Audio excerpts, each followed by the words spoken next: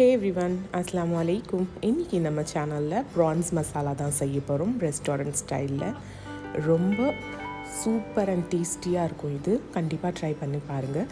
First 1/2 kg prawns எடுத்துருக்கிறேன். அதில் 1 medium size onion, அதில் வந்து டர்மரிக், சால்ட். இது இந்த ப்ராசஸ் நான் எதுக்கு பண்ணுறேன்னா, அந்த ப்ரான்ஸில் இருக்கிற ஒரு ஸ்மெல் இருக்கும் எப்போவும் சீ ஃபுட்டில், அது உங்களுக்கு வராது.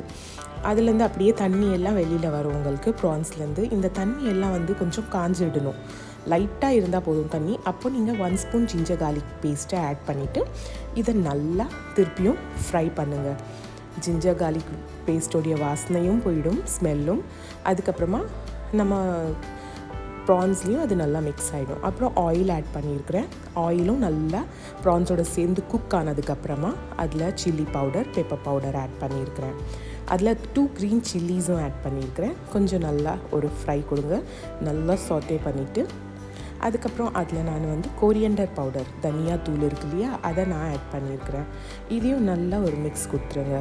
மிக்ஸ் கொடுத்துட்டு அதில் கொத்தமல்லி ஆட் பண்ணுங்கள். ரொம்ப சூப்பராக இருக்கும். இந்த மாதிரி நீங்கள் செஞ்சு பாருங்கள். ரொம்ப ஈஸி, ஆனால் ரெஸ்டாரண்ட் ஸ்டைல் டேஸ்ட்டே உங்களுக்கு நல்லா வரும். அதுக்கப்புறம் 1 மீடியம் லார்ஜ் ஆனியன். உங்கள்கிட்ட ஒரு மீடியம் சைஸ் லார்ஜ் ஆனியன், ரொம்ப பெரிய ஆனியன் வேணாம், லார்ஜ் ஆனியன் எடுத்துக்கிட்டு அதை கட் பண்ணி அதுவும் ஆட் பண்ணிவிட்டேன். நல்லா அதையும் சாட்டே பண்ணிவிட்டு அதுக்கப்புறம் லாஸ்ட்டில் நான் காஷ்மீரி மிளகாய் தூள் ஆட் பண்ணியிருக்கிறேன். அது கலர் நல்லா கொடுக்கும். அப்புறம் தக்காளியும் ஆட் பண்ணியிருக்கிறேன், மீடியம் சைஸ் 1 டொமேட்டோ. நல்லா அதை சாட்டே பண்ணிவிட்டு அதை க்ளோஸ் பண்ணி நல்ல ஒரு சிம் ஃப்ளேமில் 15 to 20 மினிட்ஸ் வேக விடுங்க.